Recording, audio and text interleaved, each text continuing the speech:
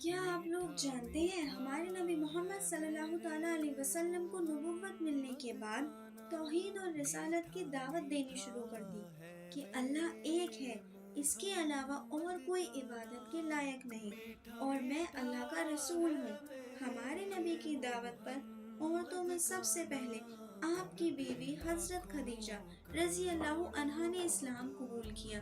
مردوں میں سب سے پہلے حضرت ابوبکر صدیق رضی اللہ عنہ اسلام لائے۔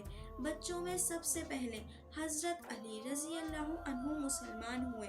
ملک عرب کے اس کفر و شرک کے ماحول میں آپ صلی اللہ تعالیٰ علیہ وسلم نے شروع میں لوگوں کو ایک ایک کر کے اسلام کی دعوت دی۔ اس طرح تبلیغ اسلام کا آغاز ہوا۔ ہمارے نبی محمد صلی اللہ تعالیٰ علیہ وسلم 3 سال تک چھپ چھپ کر دعوت اسلام کا کام کرتے رہے۔ اس عرصے میں تقریباً 40 لوگوں نے اسلام قبول کیا۔ اس کے بعد اللہ تعالیٰ کا حکم ہوا، اب کھلم کھلا اسلام کی دعوت دو۔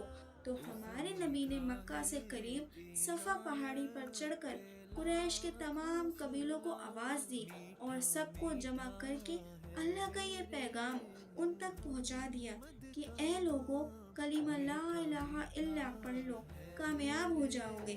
اس طرح ہمارے نبی محمد صلی اللہ تعالیٰ علیہ وسلم نے اللہ کا حکم سے اپنی نبوت کا کھلم کھلا اعلان فرما دیا۔ جب کفار نے مسلمانوں پر ظلم و ستم کی انتہا کر دی تو ہمارے نبی محمد صلی اللہ تعالیٰ علیہ وسلم نے فرمایا کہ تم میں سے جس کا جی چاہے ملک حبش چلے جائے۔ یہ سن کر چند مسلمان مرد اور عورتیں ملک حبش چلے گئے۔ وہاں کے بادشاہ نجاشی بہت نیک دل تھا، مسلمان وہاں اطمینان سے رہنے لگے۔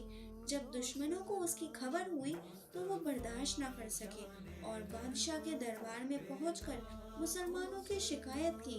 نجاشی نے مسلمانوں کو بلا کر پوچھا تو اس کے جواب میں حضرت جعفر رضی اللہ عنہ نے یہ تقریر کی، اے بادشاہ، ہم پہلے بالکل جاہل تھے، بتوں کی پوجا کرتے تھے، مردے کھاتے تھے اور آپس میں لڑتے تھے۔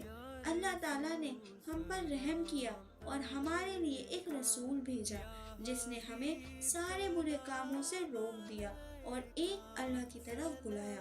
ہم اس پر ایمان لائے جس کی وجہ سے مکہ والے ہمارے دشمن ہو گئے۔ بادشاہ نجاشی حضرت جعفر رضی اللہ عنہ کی تقریر سن کر بہت خوش ہوا اور کہا کہ تم یہاں امن کے ساتھ رہو، اور کفار مکہ کو وہاں سے نکلوا دیا۔ ماشاءاللہ ایسی اور